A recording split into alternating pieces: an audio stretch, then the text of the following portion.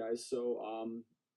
My name is Adam. I've known Mark now for almost 10 years and was a huge, just like proponent of me getting started in the industry, actually coming up and going from unemployment to making seven figures online. And I wouldn't be the husband, the father, the entrepreneur that I am today without Mark. That like goes without saying. And as I listen to all these stories, it brings back so many memories with so many of you on this call. It's really a pleasure to know everybody on here and to have those experiences with you and stuff. So as far as stories about Mark, I had to like cut out all the stories that were like either embarrassing to me or the ones that I was like under the influence of alcohol. So that cut at least half the stories out that I thought of. But but that being said, guys, one of my first experiences was in Vegas, and Mark just like he lives life to the fullest, and he peer pressured me into having my first cigar, even though I said no, and he'd be like, "Come on, boy, put some hair on your chest." And then like fast forward a couple years, and I find out that he actually shaves his chest. And I'm like, what the hell, dude? I'm like, you're totally contradicting yourself here. Am I supposed to have hair on my chest or not? Like, come on, bro. So I kind of busted his cojones on that kind of stuff. And he's always been that big brother, kind of taking jabs at me and stuff like that, which I've more than welcomed. And not just the big brother, but a father figure in my life as well. And I've got so many business stories and insights in terms of being an entrepreneur. I actually wanted to kind of think of something else outside of that. And one story actually comes from, I think it was Isaac's birthday a few years ago.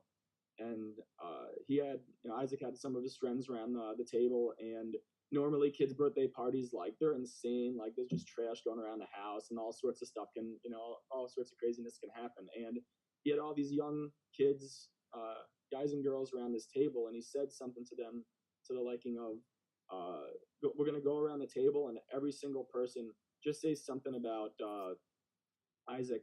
What's the main reason why you like Isaac, and why is he your friend? And I'm like, man, let's just like, again, the wisdom and the poise and the compassion to be able to think of something like that, to the point where it's like, not only are these kids going to be affirming why this person's their friend, and they get kids as young as they are thinking about these things in a much more mature adult way, and at the same time like helping build his son's self-esteem.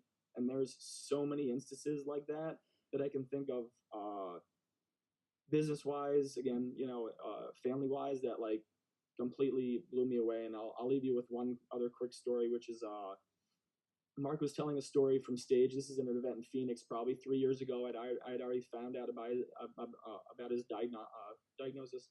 Excuse me. And he was telling a story about how he was at an event, just kind of coming up in the industry, wasn't making any money yet, and they were talking about corporate structures. And somebody said to him like, "Oh, well, Mark, what's your corporate structure?" And Mark kind of had that like, I don't need that. That's for the birds, like just kind of put it off. And the guy literally physically like turned his back to Mark, like literally like, you don't exist to me kind of thing. And he retold that story at this event three or so years ago. And then we're sitting at a table with Glenn, one of the guys that sells life insurance that Mark got his original insurance policy from.